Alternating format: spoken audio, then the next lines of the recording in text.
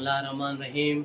अस्सलाम वालेकुम नाज़रीन, मैं अब्दुल जब्बार सुमरो हाज़िर हूँ आपके programme behind the news with Abdul Jabbar Soomro के साथ। तो शुरू करते हैं आज की ख़बरें। आज के 3 मौज़ूआत हैं। सबसे पहले जजेस 6 जजेस जिन्होंने सुप्रीम कोर्ट को ख़त लिखा है और जुडिशल काउंसिल में उन्होंने ख़त लिखा है और कहा है कि जुडिशल कॉन्फ्रेंस बुलाई जाए। यानी वो चाहते हैं कि जिस तरह पीटीआई के जलसे हो रहे हैं, हम जज भी इस तरह जलसे करके जुडिशल काउंसिल बनाएं जहां शोर शराबा हो, जलसा हो और इल्ज़ामात दर इल्ज़ामात हो। लेकिन मेरे ख्याल में जजेस को ये ख़त भारी पड़ेगा। इन 6 जजेस ने जो ख़त लिखा है उसमें सारे मफरूज़े बयान किए हैं कि मेरे साथ अपने साथ कोई वाक़या बयान नहीं किया, कि फ़लाँ हर जज ने अलग अलग चीज़ लिखी है कि फ़लाँ जजों के साथ ये हुआ, हमारे बेडरूम की मूवी भरी गई, हमारे किसी रिश्तेदार को मारा गया, हमारे ये हुआ। और ये सारे वाक़यात कब के हैं? 2023 के, 2023 या उससे पहले के जो वाक़यात इन्होंने अपने 5 सफ़ाती ख़त में लिखे हैं। लेकिन 2024 का कोई वाक़या नहीं है। अगर 2023 के तो पूरा 1 साल ये जज कहाँ खामोश थे और क्यों खामोश थे? जब एक आम आदमी अपने ऊपर होने वाले जुल्म पर भी आवाज़ उठाता है, ये तो जज हैं, ये क्यों दबक कर बैठे हुए थे? किस चीज़ का इंतज़ार कर रहे थे? दरअसल ये पाक फ़ौज और रियासत पर एक और हमला था। ये पीटीआई की वो विंग है, पीटीआई के वो लोग हैं जो सिस्टम के अंदर से बैठे हुए हैं, जिन्होंने देखा कि अब इमरान प्रोजेक्ट जो बिल्कुल आखिरी हिचकोले ले रहा है, उसको बचाना ज़रूरी है। उसको बचाने के लिए इन्होंने दरअसल ये खुदकश हमला किया। उसी दिन 5 चीनी और 1 पाकिस्तानी शहीद होते हैं वहाँ पर बिशाम में, उन पर दहशतगर्द हमला होता है। उसी दिन बुशरी बीबी जेल में जनरल आसिम मुनीर और डीजी आयशा पर इल्ज़ाम लगाती है कि वो मुझे और इमरान खान को कत्ल कराएंगे, और उसी दिन फिर ये जजेस का ख़त आता है। यानी एक ही दिन में 3 धमाके हो रहे हैं और ये सारी हरकतें रियासत के ख़िलाफ़ हो रही हैं।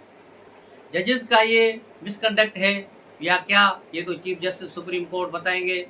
और इस सिलसिले में कल एक फुल कोर्ट रेफरेंस भी हुआ जो 2 घंटे और 14 मिनट तक चला, जिसमें कोई फाइनल चीज़ नहीं हुई, ना ही उसका एलामिया जारी हुआ। लेकिन आज वज़ीर-ए-आज़म शहबाज शरीफ ने 3 रुकनी एक साथियों के समेत चीफ जस्टिस सुप्रीम कोर्ट के साथ मुलाकात की, और इस मुलाकात में जस्टिस मंसूर अली शाह भी मौजूद थे और एक खातून जज भी वहाँ मौजूद थी। तो 3 रुकनी दोनों तरफ से मीटिंग हुई और इसमें तय किया गया कि इस पर एक कमीशन बनाया जाए, और उस कमीशन के जो TROs हैं वो सारे वफाकी काबीना बनाएगी। उसके बाद जब ये कमीशन फाइनल रिपोर्ट देगी तो काबीना उसकी मंजूरी देगी, उसके बाद इस पर एक्शन होगा। तो देखा जाए तो ये जो इन्होंने एक खुदकश हमला किया था अदलिया पर, पाकिस्तान के सिस्टम पर, पाकिस्तान के इंसाफ पर, वो नाकाम हो चुका है। एक दिन सोशल मीडिया पर पीटीआई ने बड़ा शोर शराबा मचाया, लेकिन फिर वो ख़त्म हो गई बात। आज फिर वो कह रहे हैं कि हम पेशावर में रैली निकालेंगे, जलसा करेंगे। लेकिन इनसे पूछा जाए, जब जस्टिस शौकत सिद्दीकी जो इस्लामाबाद हाई कोर्ट के सीनियर तरीन जज थे, उन्होंने बार काउंसिल को खिताब करते हुए कहा था कि हमारे साथ ये नाइंसाफ़ी हो रही है और आईएसआई हमारे साथ मुदाखलत कर रही है, जनरल फैज़ डीजी कर रहे हैं, तो उस पर पीटीआई का क्या मौक़िफ़ था? इमरान खान से लेकर इनके जो भोंपू थे फयाज़ुल हसन चौहान तक सारे डीजी आईएसआई की हिमायत में और जज के ख़िलाफ़ निकल आए थे। और इमरान को जजेस बंदयाल एंड कंपनी ने बगैर सुने एक रेफरेंस भेज दिया गया, और सदर ने वो रेफरेंस सुप्रीम कोर्ट को भेजा, जुडिशल काउंसिल को, और बंदयाल एंड कंपनी ने बगैर जस्टिस शौकत सिद्दीकी को सुने उसे बरतरफ कर दिया। तो ये थी उस वक्त की कार्रवाई। तो आज वही पीटीआई जजों के लिए शोर मचा रही है और आईएसआई के खिलाफ बोल रही है, और यही पीटीआई 2019 में आईएसआई की फेवर कर रही थी और जजों के खिलाफ बोल रही थी। ये सारी सूरत हाल। और इसके बाद आप देखेंगे ये जो 6 जजेस हैं, इनमें एक जज सिर्फ जो है 2015 की अपॉइंटमेंट है, बाकी 5 जज सारे 2020 और 21 यानी जनरल फैज़ हमीद की लगाई हुई वो फील्डिंग है, جو 2028 تک انہوں نے عمران خان کو اقتدار میں لانے کے لیے لگائی ہوئی تھی، اور خود آرمی چیف بننے کے لیے اس نے سازش رچی تھی، جس میں اپنے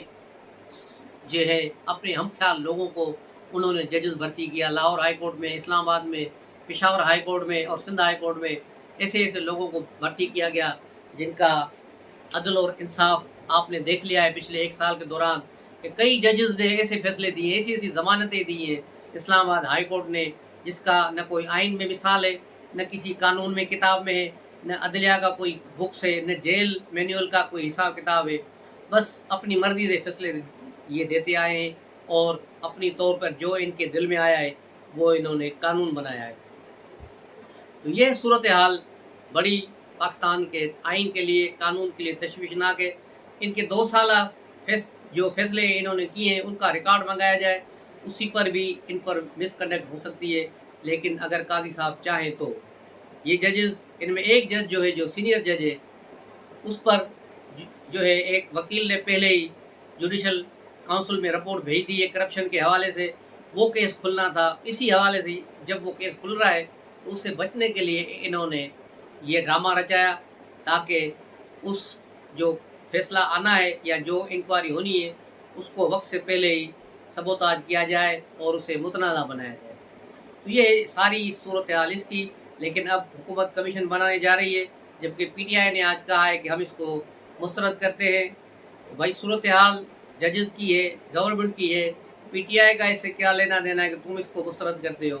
پی ٹی آئی کی یہ حالت ہے، یہ صورتحال ہے۔ اور دوسری طرف پی ٹی آئی کی جو کے پی میں گورنمنٹ ہے وہ نہیں چاہتی کہ اسمبلی کا اجلاس بلائے، کیونکہ اسمبلی کا اجلاس بلانے کی صورت میں وہ 29 اراکین، خواتین اور مینارٹیز کے حلف لے لیں گے، جو اب پی ٹی آئی کو نہیں ملے اور دیگر جماعتوں میں جا رہے ہیں، تو پی ٹی آئی وہاں اسمبلی کا اجلاس بلانے سے نالا ہے۔ جبکہ کل پشاور ہائی کورٹ نے بھی، جو عمران ڈوز ججز پر بھی مشتمل ہے، لیکن اس نے بھی کل ایک فیصلہ دے کے خود ان کو حیران کر دیا۔ کل ان ججز نے کہا کہ آپ نے اسمبلی کا اجلاس بلانا ہے 2 تاریخ سے پہلے، اور ان سب کو ووٹر لسٹ میں نام بھی شامل کرنا ہے، ان سے حلف بھی لینا ہے۔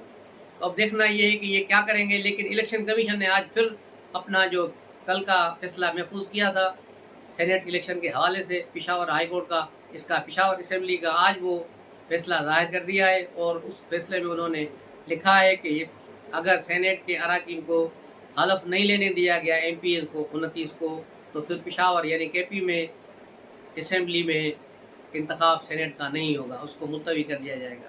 تو یہ بڑی دھمکی ہے۔ اس کے بعد اب دیکھنا ہے کہ گنڈا پور اب اسمبلی کا اجلاس بلاتا ہے یا ابھی نہیں بلائے گا تو ان کا ہی نقصان ہے۔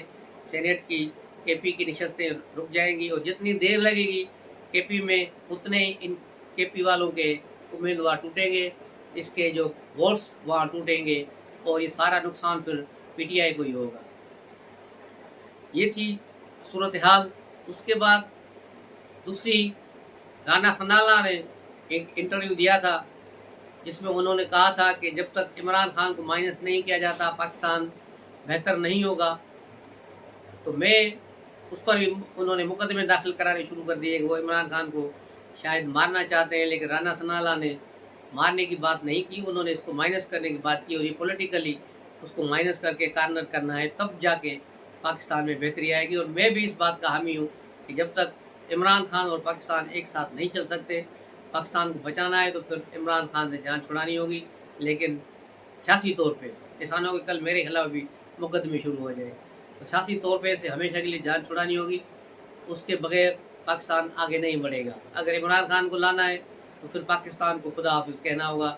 اب دونوں باتوں میں سے جو بات انتظامیہ کو اور اہل اقتدار کو اچھی لگے اس پر عمل کریں۔